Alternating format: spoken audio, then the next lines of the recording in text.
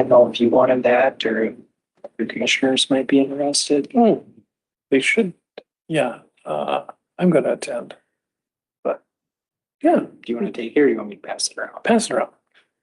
Thanks.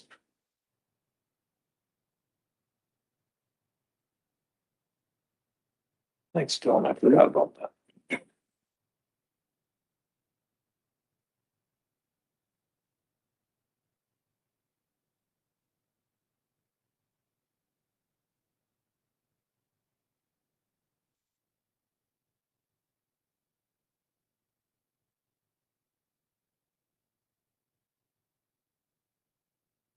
At the party deck.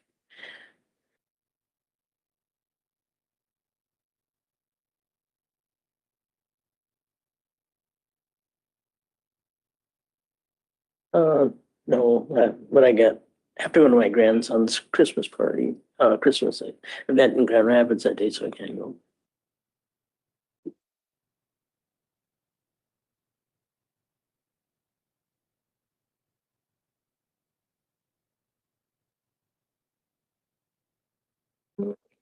Mr. Chair, I'd like to make a motion, come out of recess.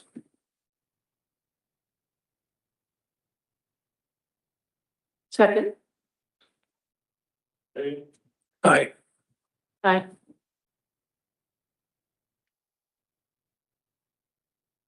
Can you hear us? Aye. Do you have your mic on? Do you have your mic on? No. No, I'm asking you if you have your mic on. Yep. Go ahead, Dylan. All right, well, thank you. Good evening, everyone. Tonight is our annual Truth and Taxation meeting. So I'm gonna go through a brief introduction before we maximize this meeting here, but so in summary, staff is gonna present the 2026 budget and levy before the meeting is open for public input. When the meeting is open for public input, you'll be recognized by the Vice Chair, Commissioner Tellingheisen, to approach the podium. When you approach the podium, please identify yourself by providing your name and address once recognized by the chair. Additionally, please be respectful of other folks providing comments by waiting to write your own until you're called to the podium. And just a reminder, this meeting is to review the budget. Questions about property values, property taxes, and special assessments should be addressed to the land service. And with that, I will turn it over to our commissioners for introductions. Commissioner Munson. Hi, I'm Jay Munson. I represent District 3, which is the city of Malacca, the city of Floreston, and Malacca Township. Rhonda Bjornson, District 5, which is the northern part of Mille Lacs, including the cities of Onemia, Waukon, and Isle. Roger Tellingheisen, District 4.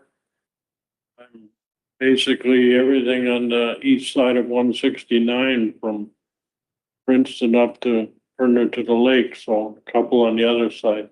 Not the most population, but the most land surface. Dan Wickham, District 2, I represent Milo Township, Princeton Township, Greenbush Township, and that's in the city of Pease. Jenny, we've skipped over you there. That's okay. Jenny Reynolds, I represent District 1, which is the city of Princeton.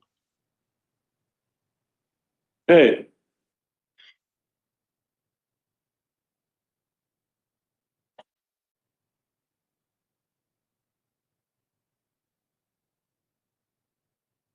All right, and I'm County Administrator Dylan Hayes. I'll be providing the presentation tonight.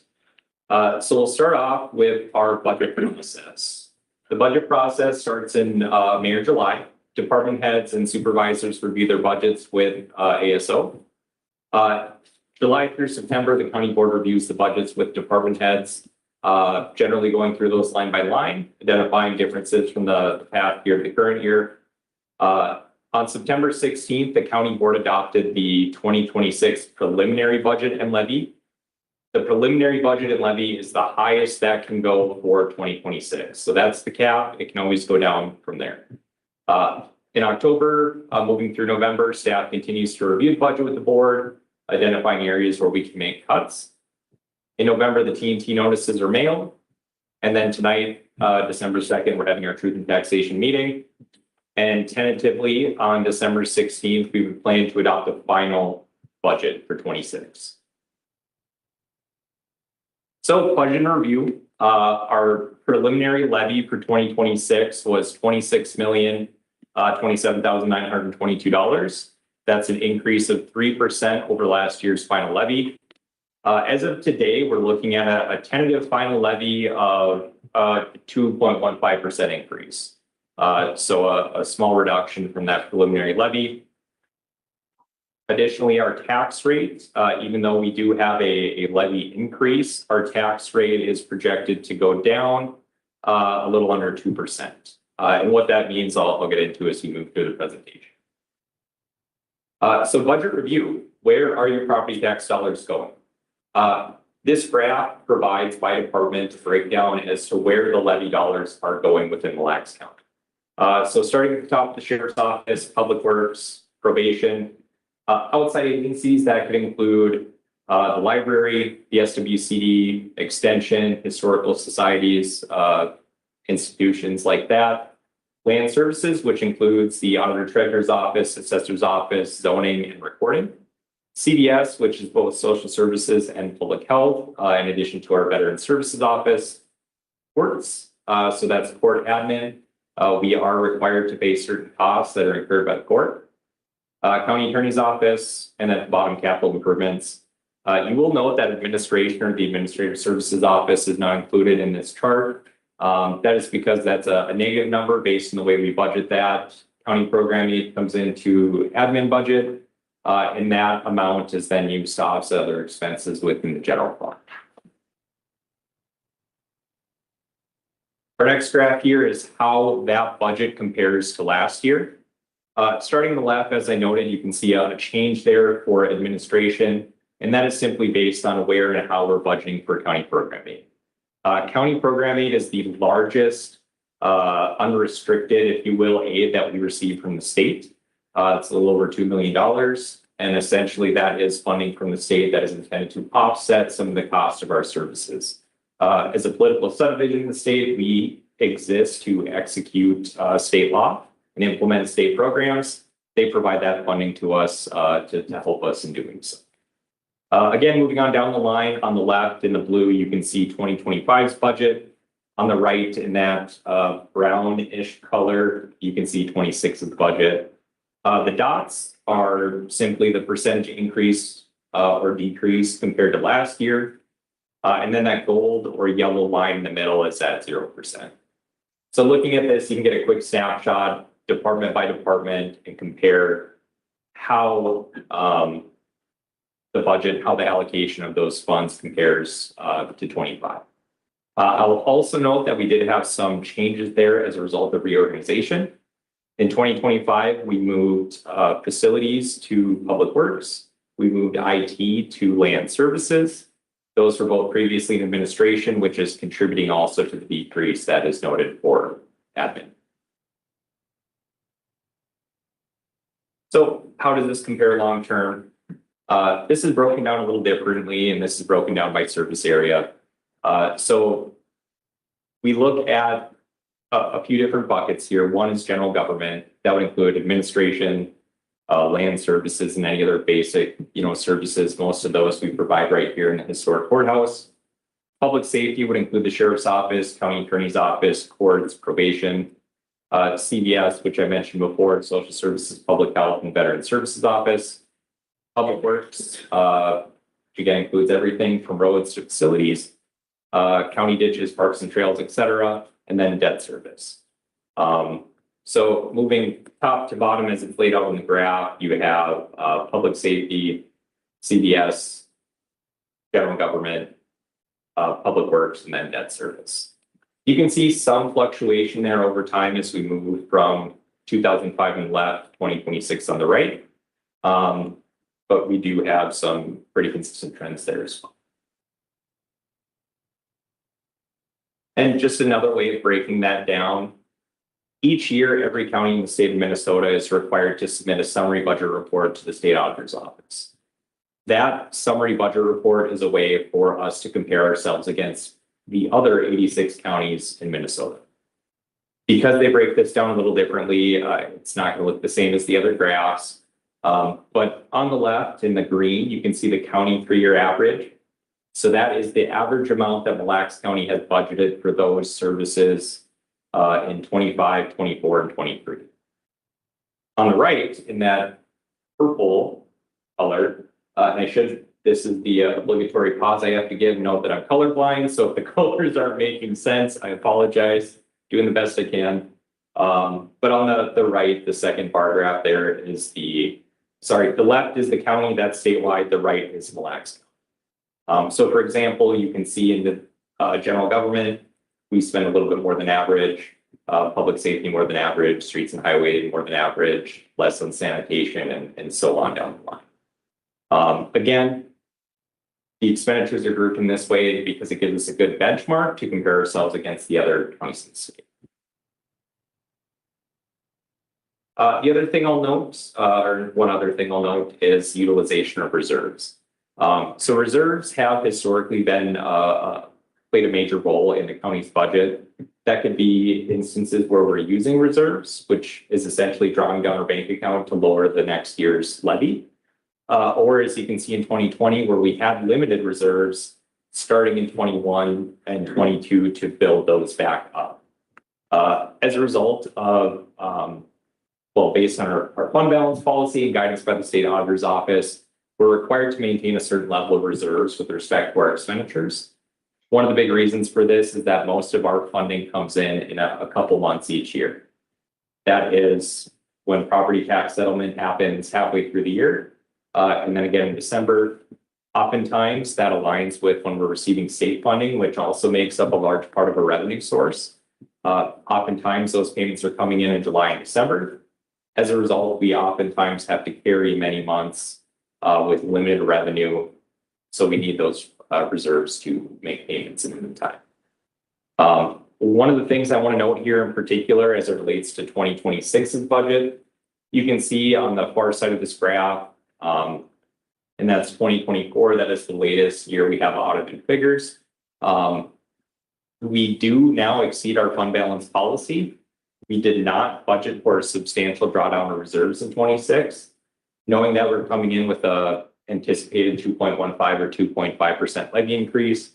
We are looking to hold on to those reserves for 2026. So even though we're budgeting for 26, we're cognizant of a number of cost shifts that are going to hit us in 27. A lot of those are related to social services, and those are related in large part to changes at the federal level and at the state level. Again, federal and state funding makes up a large part of our budget. When we see changing legislation in St. Paul or Washington, D.C. that reduces our revenue, property taxes are what's left to pick up the tab. We know those are going to be substantial increases, and as a result, we are holding on to reserves to help defray that cost in 27. Another thing I'll point out is our staffing level. So the bars here indicate the county's staffing per 1,000 citizens. Again, this is FTE or full-time equivalent staff, meaning if you work 40 hours a week, you're 1 FTE. And this is broken down per 1,000 citizens. Again, the breakdown there is a way for us to equate our staffing to staffing other counties. Because of course, larger counties can employ larger or a greater number of staff. We break it down to analyze that. As you can see here, we were over what was the state average. We went down in 23 and now in 26, we're approximately 1 FTE above the average. However, I will note that that average number is now a few years old. They haven't published an updated figure there. And again, based on some of the changing federally and state mandated programming that we're forced to implement, I anticipate that that number will be increasing. And I'll conclude that budget review section with a snapshot of our website. One of the new things that we implemented here this year is our transparency portal. So this is an effort to provide increased transparency to the public and put a lot of the frequently requested resources in one location. So if you're looking for information on wages, information on mapping, information on permits, information on our budget levy, audited financial statements, elected officials, whatever it might be, that information is there on one location with the hope that that would make it easier for folks to access. Again, we post our T&T presentations there. We post our financial statements there. We post our summary budget information there. If you have any questions or are looking for any additional information on the budget, it's a great resource for it. So that kind of concludes the budget section, and now I'll turn to property taxes. So I mentioned this is a budget meeting, and I'll get into reasons why. When it comes to property taxes, the Land Services Office values property and calculates taxable market value and net tax. Again, that is a statewide program that is administered locally. We have to meet state guidance as it relates to the values of property. We have to maintain those values within a certain percentage, and we are audited by the Department of Revenue to ensure that we are meeting the benchmark set by recent sales. Locally, the county board, the township boards, the city councils, the school districts, et cetera, all those individual taxing districts set their own budgets and levies. Based on that information and based on the taxable market value, the Land Services Office then calculates property taxes and special assessments. So the statement there, we cannot directly raise or lower taxes, right? That process is just math. That's just a calculation. What we can do at the county level anyway is raise or lower the county levy, and that is directly tied to the county budget. So again, that is the reason we're here today to talk about the budget. That is the part of the process that the County Board of Commissioners has input on, and the part of the process where we can make changes that ultimately impact property taxes. So what we have here is an example of a truth in taxation statement. And one of the questions we often get is how the county plays a role in setting these figures, right? So that top number there, Mille Lacs County Board of Commissioners, it has today's meeting date information on it. That is what is based on the county's budget. That budget and the value of your property is what sets that figure. In this scenario, this individual lives in Mille Lacs Township. That is based on the township's budget. The township sets that budget in March each year. That is what determines what those property taxes are. In this scenario, there is no state general tax, but there again, state general tax set by the state, and that only applies to certain properties. At the bottom, we have the school district, and again, that is based on the school's budget and any voter approved levies that are added in addition to that. You can see here again, this particular property is in the Malacca School District, and there is a voter approved levy that is contributing to the levy set by the school board. Additionally, at the bottom, there are special taxing districts. Most folks in our area would have East Central Regional Development Commission. Some folks on the north end of the county might have the Garrison, Capio, West Mille Lacs Sewer District, but that's where that information would show up. And again, those rates are set by those boards. Tax increment, that would apply to any tax increment financing districts, which is typically going to be within city limits. So again, while the information, that truth and taxation statement the county sends out includes all of those taxes, the piece that we have input on here tonight is really just that top number, that amount set by the Mille Lacs County Board.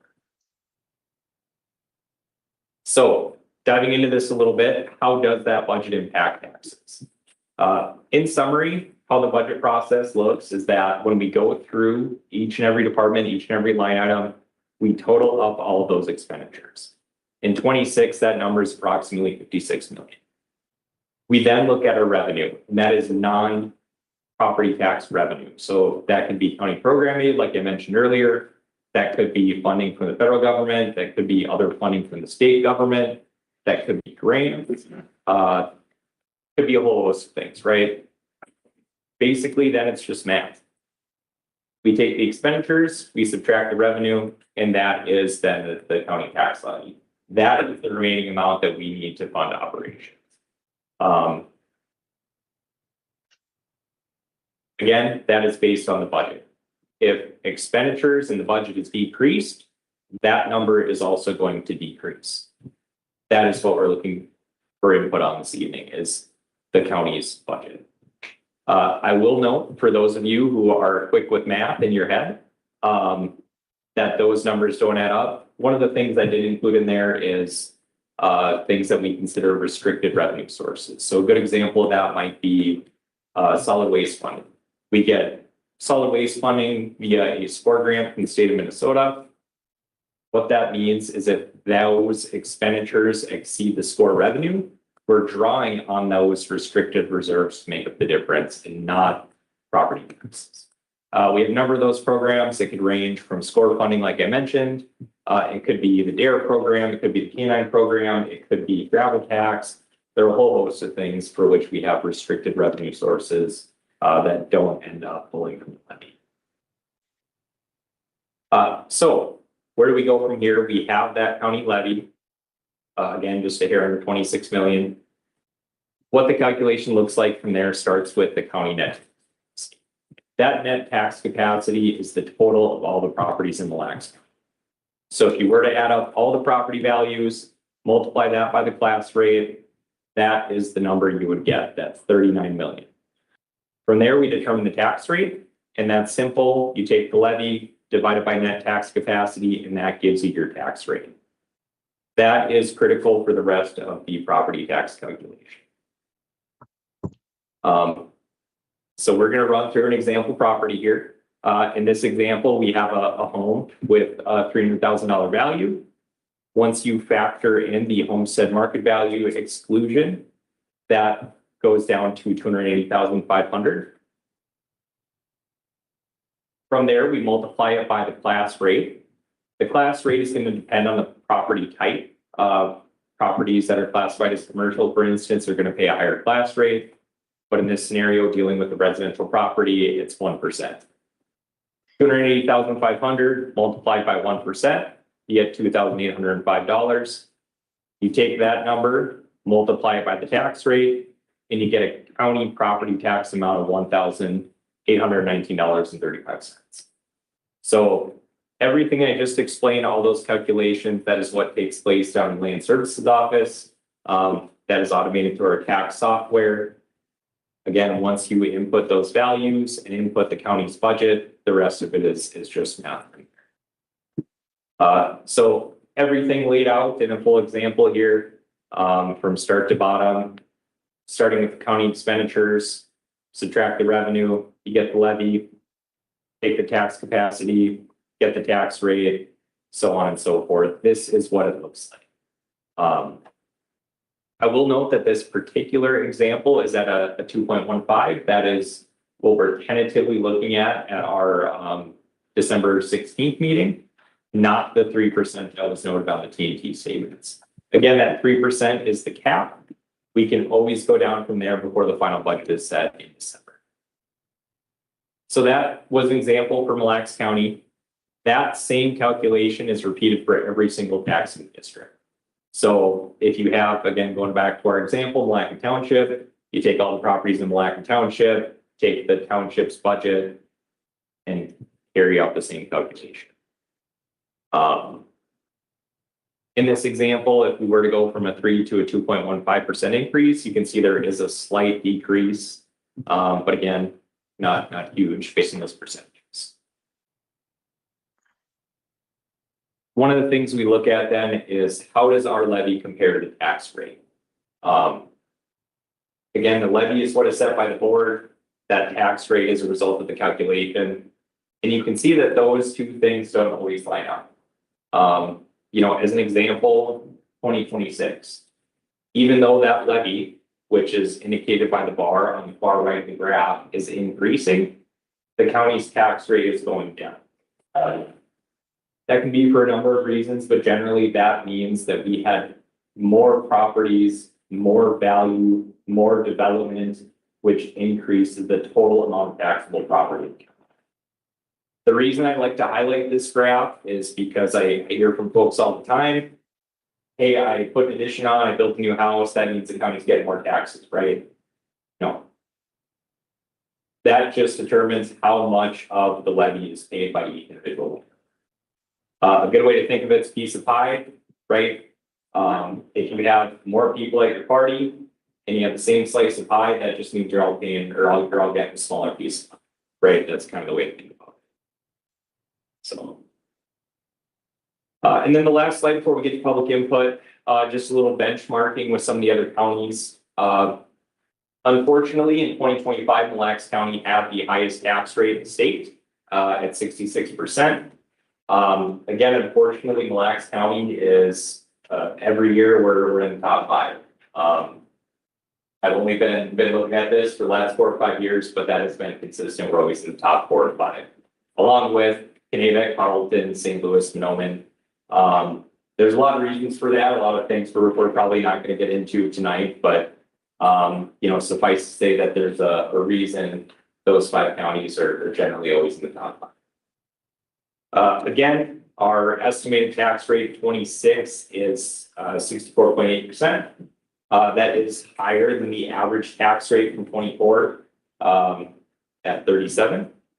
However, one thing I do want to point out, just looking at some of our neighbors, again, these are proposed, they haven't set their final levies yet. On average, counties across the state are looking at a 7.9% preliminary levy increase, which is, you know, a fair amount higher than 3% we proposed for 26. I also want to note that all taxing jurisdictions, this is schools, cities, townships, etc., on average are up 6.5%. Again, that's statewide, and I think some of the reasons for that are hitting us just like they're hitting all these jurisdictions, right? Inflation, cost shifts, changes in funding from the federal and state government, that has an impact on every taxing jurisdiction.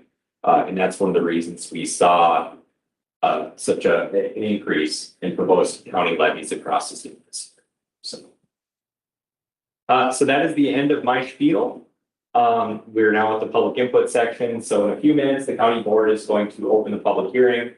Again, when you're recognized by the vice chair, Commissioner Tellinghuisen, please come to the podium, provide your name and address. Each speaker will have a 3-minute time limit. As best you can, please refrain from any duplication and limit input to the 26 budget. Again, the 2026 budget is what the board has control over. That's what we're here to talk about tonight. That's what we're going to be setting in 2 weeks.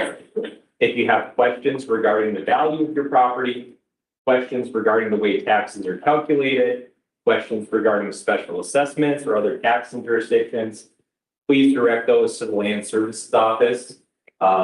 You can reach them on our website. You can get their phone numbers. They're also located here in the historic courthouse, 1 floor below us, on the west side of the rotunda. So we don't have staff there tonight. I think we did have some staff in the assessor's office. I'm not sure if they're still there, but if you do have any value questions, we have those folks here to answer those. So again, that's the end of my section here. I'll turn it back to the board and we can go from there. So. Okay. Does anybody wish to step forward and have a question or a comment? I'll make a motion to open the public meeting. What's that? I'll make a motion to open the public meeting. I'll second that. Go ahead. You're first. Yes. Rhonda? Aye. Jenny? Aye. Okay. Now, does anybody wish to step forward and with a question or a comment?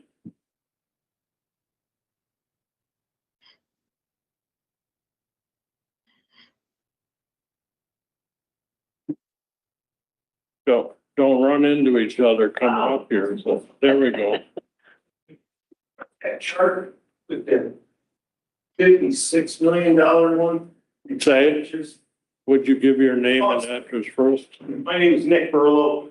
I have a farm and forest and I guess my only comment, oh, I guess I have lots of comments, but I'll just, so we have a 2026 county budget of $56,318. The money we take in this county, as I recall what you said there, I got it right, was 25 million. Hey, so 25 million. What's that? So we're expecting the state and the federal government pitching the rest. No, they're pitching in 29,786,000. Okay, so again, the state has to pitch in and the feds pitch in a little less than half of that budget, correct? A year? A little bit more than that. Yeah, it's quite a bit. Yeah. So federal government's 37 trillion in debt. I think Trump's cutting a lot of stuff. And I think the state's in a real turmoil too. You can pretty much expect that that number that gets pushed in by the feds and the state is going to be going down significantly, don't you think, forward? With that, what do you guys plan on doing as far as that budget? If those numbers drop on the additional money that doesn't come in from our county. If half our money is coming in from the state and the feds cutting, and the state's cutting, how are we going to come up with a shortfall? Not this year, next year after. Yes, that's what we should, that's the storm I see coming. And I think it's very important to note that certainly we can tax the residents on the property, but it's at what point? That's what people are here too. They go to land service office. I believe that we're going to have a problem with the state. And I think we're going to find that they're just not going to print money and give it to us anymore. And it's going to be a lot tougher to achieve this number. Thank you. Anyone else?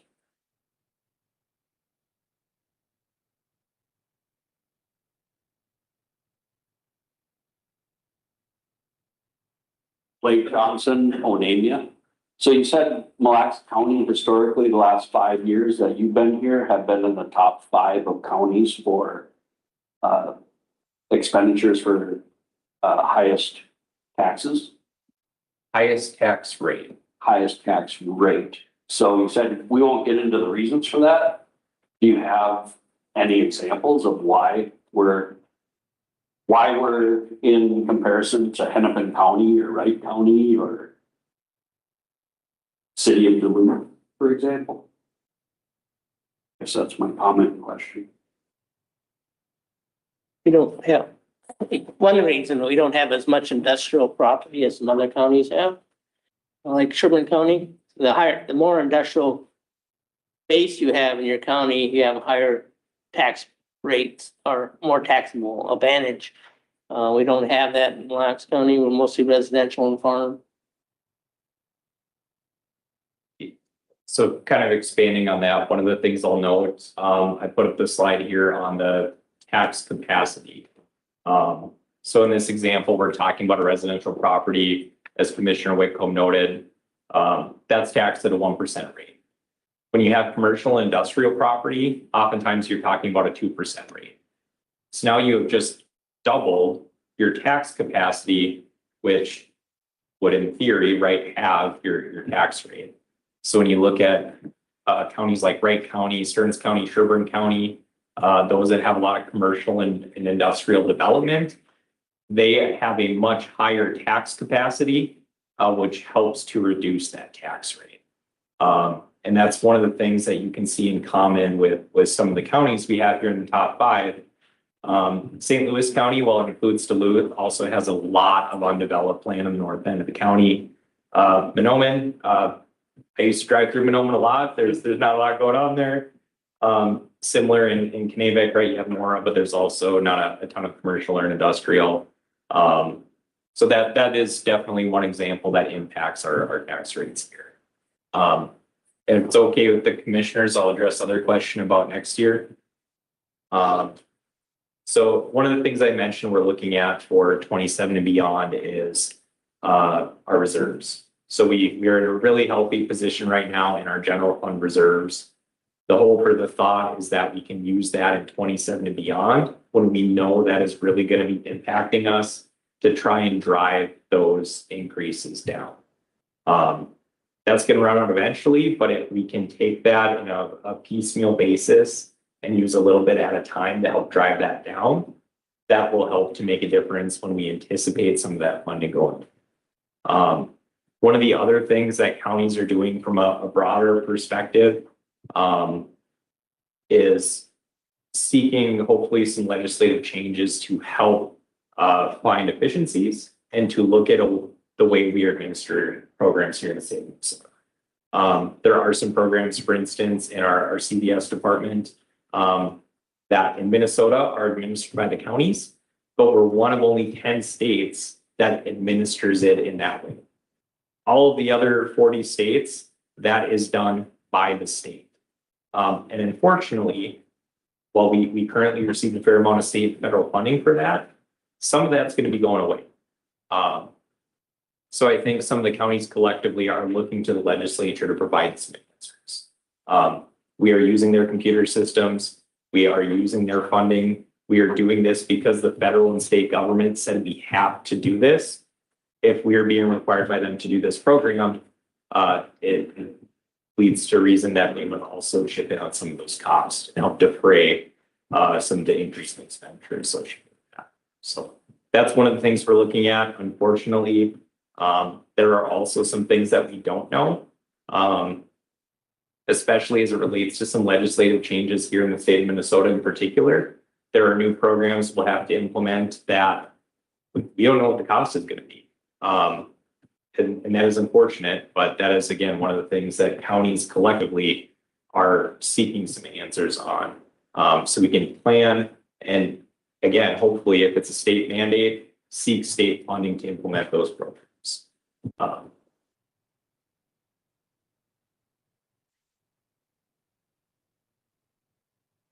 Okay, anybody else wish to step forward?